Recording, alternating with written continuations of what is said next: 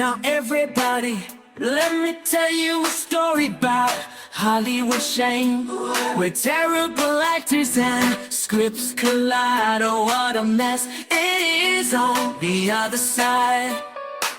Saw the lights, camera, action begin, but all I got was a movie that plunged in a spin. From the first scene to the credits that roll, a Hollywood disaster, you've taken its toll. Silver Screen Cesspool, bad movies galore. Can't help but wonder what the hell were they making these for? Throw in some cliches, the sharp, the predictable plot. It's a train wreck, I tell you, it's all they ever got.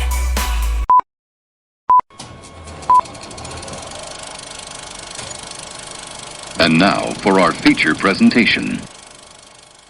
Welcome to the Silver Screen Cesspool, where we review the pool. And now your host, the surveyor of cinema, the mocker of moronic movies, the terror of tiny town, the last known survivor of battlefield Earth, the one of many, Alan Smithee. So I accidentally logged into the CW streaming app today, and right there in the main menu below the 3 seasons of F-Boy Island was the 2001 holiday movie, A Unicorn for Christmas. And to get it out of the way before you ask, yes, F-Boy Island is a real show and not a skit from Saturday Night Live.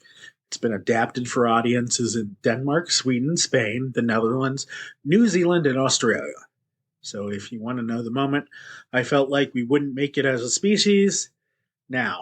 It's now. A Unicorn for Christmas is a Hallmark Christmas movie without any of that pesky romantic plot. Not really from Hallmark, but you get the idea.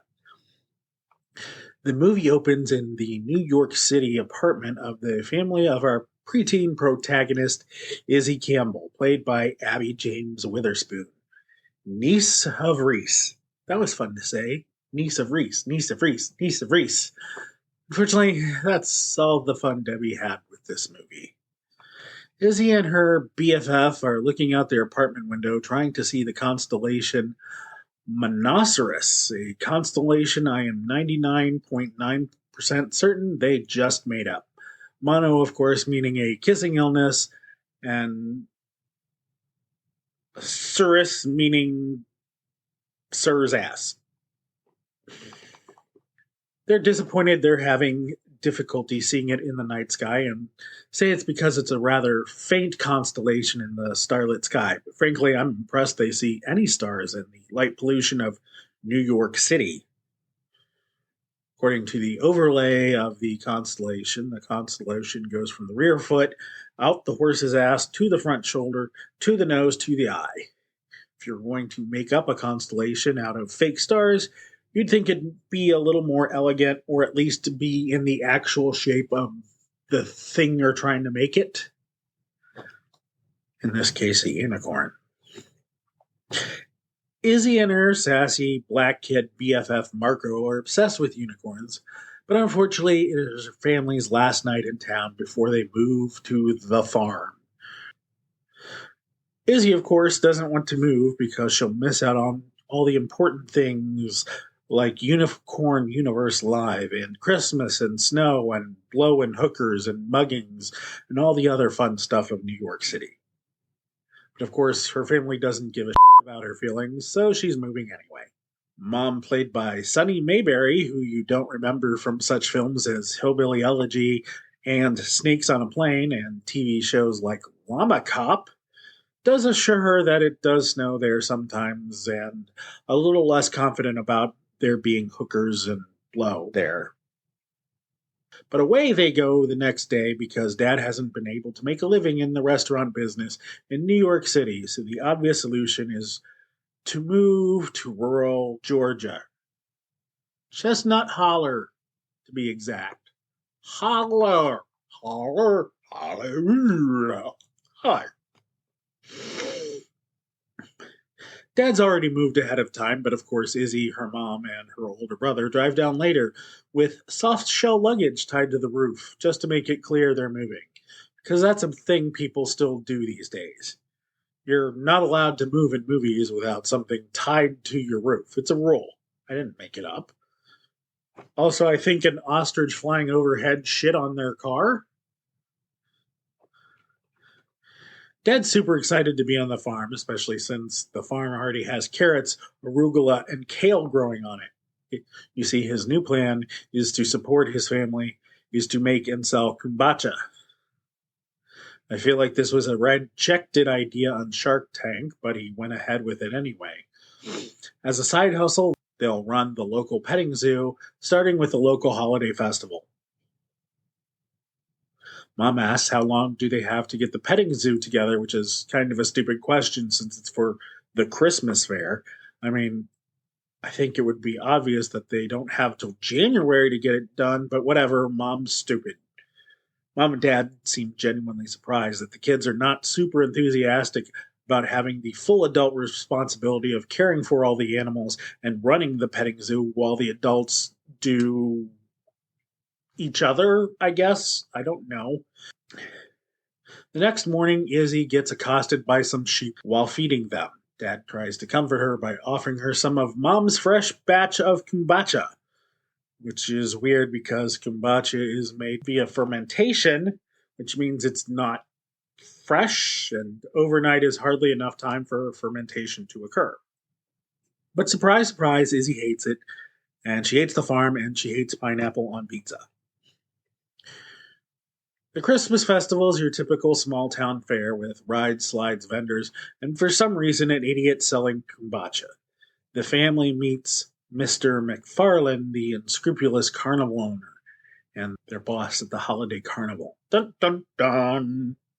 The petting zoo gets off to a rough start. One Karen is demanding a refund because the animals won't stay still for her kids to pet them. And then some dick teenage boys keep scaring the fainting goats, causing them to faint. I don't know which is a worse idea, sinking your life savings into a county fair kombucha booth business in rural Georgia, or having goats that pass out every time they're stressed in a petting zoo. But what I do know is that fainting goats should solve that problem of animals running away from children. But no, that doesn't happen. So a pony shows up out of nowhere after seeing the Monoceros constellation, and only Izzy can see it's a unicorn.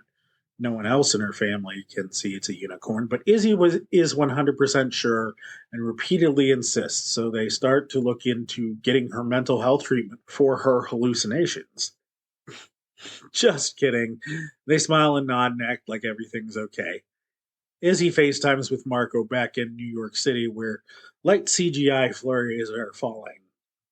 And she shows off the unicorn by physically turning her phone around instead of switching to the rear-facing camera that was already pointed at the damn thing. This bothered me a lot. Like, a lot. Marco ends the call when his mom yells for him, and not a damn person responded with Polo. So anyone who has spent any time around actual horses can tell this unicorn is pissed off, annoyed, or bored 75% of the movie. Its ears are pinned back, and it just looks annoyed. So it just seems like this happy, magical unicorn is just wanting to tell everybody to f off. Mom is getting frustrated at the lack of kombucha sales, but Dad reassures her if they can get a petting zoo off the ground, they can get a kombucha stand off the ground. I'm not exactly sure why they think they got a petting zoo off the ground because it's been exactly 3 days, and I'm not sure how those two things are analogous, but whatever, magic of Christmas or some bullshit like that. They start doing pony rides with the unicorn and sell an obscene amount of tickets because only those pure in heart or some can see the unicorn horn. And that means annoying snot-nosed kids whose parents buy them tickets just to get them to shut the hell up. And while they sell a ton of tickets, apparently only one child actor was small enough to actually ride, so mostly the pony is just getting led around in circles, looking very bored. Mom is manning the kombucha booth, so she's just wandering around in circles being bored too. Brother is running the petting zoo, and Dad is planting more arugula or something that doesn't really contribute to the plot. So the carnival owner takes notice of the long lines for the pony unicorn rides and demands Dad that he double the price of the ticket from $1 to $2. Dad decides against this, though, because he promised the kids that it would only be $1. And it's not like he needs the money or anything. He's got a thriving kombucha business, remember? And he's supporting a family of 4 in a barn full of animals on all the kombucha sales they've made, which is 1. So apparently he has a bunch of passive income streams or something like that. I don't know why he didn't double the price from $1 to $2, because he's a moron or something. Or maybe he thinks the pony can do 800 rides a week. Some members of the basketball team peer pressure Brother into riding the Twister ride 5 times in a row. 1, 2, 3, 4, 5 times in a row. Of course, he gets off and then he pukes. Izzy asks Mom if she has any more kombucha, and of course she does, but why does she have an emergency bottle in her purse? I don't know, but Brother drinks it and it settles his stomach because kombucha has some healthy properties or something.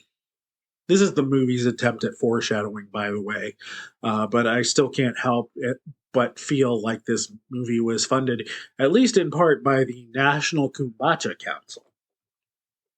So the evil carnival owner kidnaps the unicorn and a chicken for some reason, so he can charge $15 a viewing at other winter carnivals.